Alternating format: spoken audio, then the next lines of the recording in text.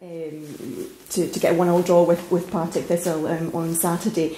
What did you make of the match, and were you disappointed not to take all 3 points from that game? I was disappointed not to take all 3 points at the end of the game. I think first half we didn't play as well as we have previously, or we could, but second half performance was much better, and we created a lot of chances, but we didn't have that final moment, which has been an issue for the last wee while. So look, we gained a point on Ross County and on United, which is a positive. We'd have liked to gain more, but it brings us a little bit closer. Was it a game you were expecting to win? A team that are sitting bottom of the championship? No, it's a very tight league, and they signed 4 new players, so they get that momentum. They're coming to a place where there's no pressure on them at all. So it was a tough game. I thought first half they played well.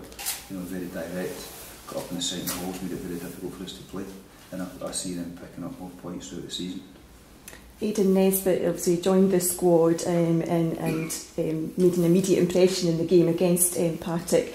How impressed were you with his performance, and what does he bring to the squad, to the team? To be honest, I knew his qualities. I signed him at MK Don, so I know him very, very well. I know the quality that he brings to the team. I think everyone that was there could see that. He's obviously, fitness-wise, he's not at the level we'd like him to get to. I think it'll take him a bit of time to get there. His last full game was in October, but he played 45 minutes for us. I thought the first 30 minutes of that he was very, very good, and then I think his fitness, he fatigued a little bit. He played last night 60 minutes in a bounce game down at Spartans, did very well again. So he's the type of player that we need, and we need a few more of them that have got the final moment and the quality to win games for us. What is it that he has that can make a difference to the team, do you think? It's just he's got that final pass, he's got the final moment. He sees things that maybe other players don't see, and obviously he's a good age as well to come into the squad. He's got enthusiasm. He's signed until the end of the season, so he has to do well, has to prove himself, has to work hard. So it's a win-win for us all. Hopefully he can do well for us, and we can progress things further. You won a penalty at the weekend, a penalty that Gary Caldwell described as soft. What do you make of that? It's a soft penalty and a hard penalty. It's a penalty's a penalty. It's a great touch and the ball comes through the back end. So at the end of the day, it's a penalty. I don't think there was too many of their players complaining about it.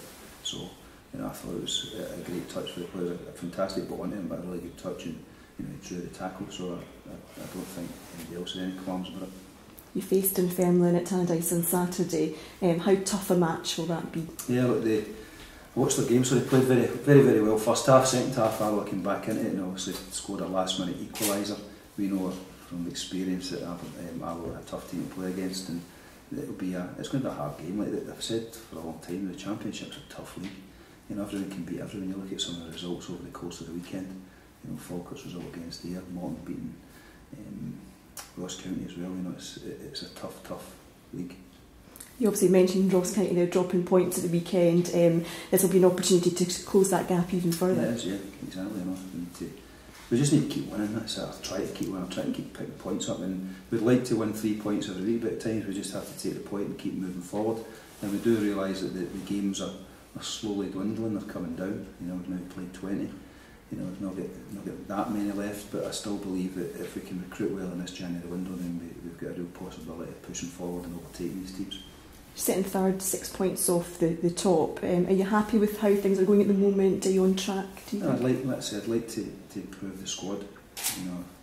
I've said that a little bit when I came in, a bit more once we got to the window, and I think everyone agrees. Look, we have to improve it. We have to try and dominate games more. We do dominate games more, score more goals, and try and make it a little bit more comfortable. Because there's been games this season where we've been on top, we maybe went 1-0 up, but we've not finished the game off. In any league, when you're only 1-0 up, then you're always under pressure from a free kick or a corner. We've been punished from that, so we need to bring more quality and to add to the quality we've got here already to make sure that we can put games to bed.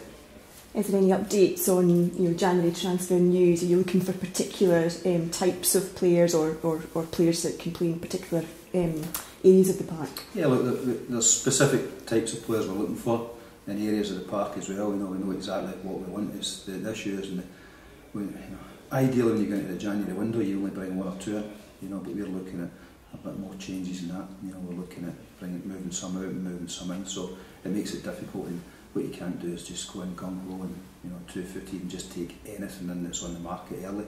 You know, we have to wait and make sure we get the right ones, and also, you know, do our due diligence on them as well to make sure that we get the right characters. Can you explain a little bit about, you know, what types of players and what areas of attack you're looking to fill? First and foremost, good ones, you know, which I think will help add to the squad, and then, you know, ones that bring good character to the place, because, you know, to play for Dundee United you have to be a strong character. You have to take the pressure of going into a game and being expected to win it. You know, and you can pick up players that are used to losing. You know, they maybe come from a higher level, but week in, week out they lose. You know, we're looking for guys that are winners, that when they go into the start of the game they know they expect to win, and they've understood the pressure of having to win, and we have to do that here. So, you know, it's not just watching them, you know, technically how they are or how they move, or looking at, you know, the background of what their history is, what kind of characters they are, speaking to people that have maybe worked with them previously, because we can't afford to make really any mistakes, because there was mistakes made previously and we're now working on rectifying them. There's been links with Osman So. Is there any truth in that at all? I think that one will always get put, because you know, I've known Osman for a long time. I took him at Hearts, I took him to the MK Dons. At this moment in time, he's, you know, I'm not sure if he's fit or not at the moment. He's not been playing, you know, so it's not one that we're looking at. And Cammy Smith, any truth in that at all? Yeah, well, he's one that was put to us, but again, he's, you know, I get players put in every day. You know, the phone's been very, very, very busy recently, and there's nothing progressing on any of them at the moment. How close are you, Robbie, to bringing in more players? I know you're working hard behind the scenes, but how close are you to actually landing more signings? It depends how what you say is close. You know, is a phone call to say that someone's available close, or is it, you know, here and signed on a dotted line? Because like the January window is so hard. You know, like it all has to spiral down from the top. And one of the problems we have is that the top league in Scotland isn't, nobody's here. They're all away, you know, they're all either off or they're away in a training camp, so they're not letting players go, which then means that the next market we're aren't letting people go. You know, we've got players that people are interested in, but we're not letting them go because we're not filling back for them as well. So it needs to kick off, you know, it needs to start moving, and it will. But you know, everyone's impatient to get people in. The fans want people in, the whole club wants people in, every club wants them, but you have to be patient and get the right ones. I guess that's the message to the supporters then that are saying, hey, come on, where are all these signings? Yeah, that's it, you know, have patience, trust us to get the right ones in. You know, like I say, I could go today and sign 10 players, but it's not going to be the right 10 players, and we're going to have to then deal with the fallout of getting 10 wrong signings in. You know, so it's more important that we take our time and we get the right players, and if it means getting one in this week, or whether it's two, or whether it takes to the end of the window, I don't mind, as long as we get the right players in, because you know, when it comes to the end of the window, we're still going to have 14 games left to play. And looking at Saturday's game, I know it's only 3 points for a win, but psychologically it would be a big boost to get a victory, wouldn't it? Yeah, definitely. But you know, every game picking up 3 points is a big boost at this time of the season. Teams are stumbling. You know, it's getting into that period where, you know, they're 20 games into the season, they start getting injuries, start getting suspensions, start getting fatiguing as well. You know, and people are bringing in new players to give them a boost, and other people are disgruntled about moving out, so it's an important period to try and pick up points. We're hearing that the owner might be taking his seat in the stand on Saturday. What will that add to the game? Yeah, I've heard he's coming over, which is great. You know, it's good for him to come, and you know, obviously seeing the club being the owner, doing that, you know, razzmatazz and enjoyment. Hopefully we can get 3 points with him. Yeah, it'd be I guess added incentive to get a victory in front of. Yeah, well, you know, it's important that when the owner comes over, you know, he's pleased with what he sees, and you know, he's happy with the club. But you know, he's looking at this long term. He's not looking at it as 90 minutes. This is a club that he's coming in, he wants to build, and wants to take forward, get promoted, push up the top to the top flight, and then push on from there. So he's got a long term strategy, and I'm going to have a chat with him after the game Saturday. You know, we'll sit down and see where we go. And team news, how's that looking? Good, all fit, all ready to go. With the bounce game last night at Spartans, everyone came through it well, so yeah, it's going alright. One player that's known to yourself and also knows Dundee United is Morgano Gomez. Is there any update on the position of that? Yeah, well, Morgano's been in training with us. Obviously, I know him previously from his time here, but also I had him at Hearts. You know, he's a great character. He's been in training the last couple of weeks with us to see, judge him where he is and his fitness levels, and we've been talking to him to see, you know, what we can possibly do, because I think he's a great guy to have about. You know, I don't expect him to come in and be, you know, a #1 player for for us week in, week out, but I expect him to bring quality and bring that intensity to training, but also be an option for us in the game. So we're actively talking to him and see basically what his thoughts are, because he's at an age now where he has a decision to make. Does he want to play every single week, or does he want to come and help out? Okay. There was 1 or 2 questions asked on Saturday in some of the fans' forums about Craig Curran being on the bench and then an elevator being paraded in the Dundee strip. Was there a particular reason for that? Well, he's still a Dundee United player. He's still employed to give 100% for Dundee United Football Club. And I had that conversation with Craig, and Craig, for me, exemplary professional, fantastic on the training ground, gave 100% every day.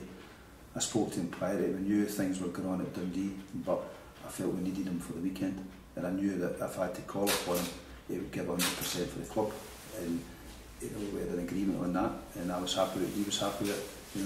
Unfortunately it didn't go on the way things turned out, but we had no issues about putting him on at all. And you mentioned last week about a group being training separately. Do you want to expand at all on that? Still training separately. I just think that you're moving people out, they're not involved, they've been told they're not going to be involved in the kind of long-term future of the club. We're quite close knit in here, and sometimes you can have a group that, if they're not at it 100%, then it can affect the rest of the group and about it. So I just felt the decision to be made to say, look, we'll train here, and we'll push forward, and it's up to things to move it, take its natural course. And these people are not being made public to the general public, that's just these between the club? Yeah, it stays between the club and the player and myself. These things are private. The players, it's part of football, people come, people go, and we have to make decisions about it. Dunfermline on Saturday, coming along, but like Dundee United in some ways, they had a game of 2 halves on Saturday as well. Is that something, obviously you said you watched it, that's... See, when you watch all the games in the Championship, it's like most of them are a game of 2 halves. Like one team will be in control, and then it flips, something happens in the game, it changes, and it can change, minute to minute, hour to hour. And it's the nature of why the teams are so closely matched, why everyone can beat everyone. You can look at the games this Saturday, and you wouldn't be able to predict who's going to win the games. And it's just the nature of football in Scotland.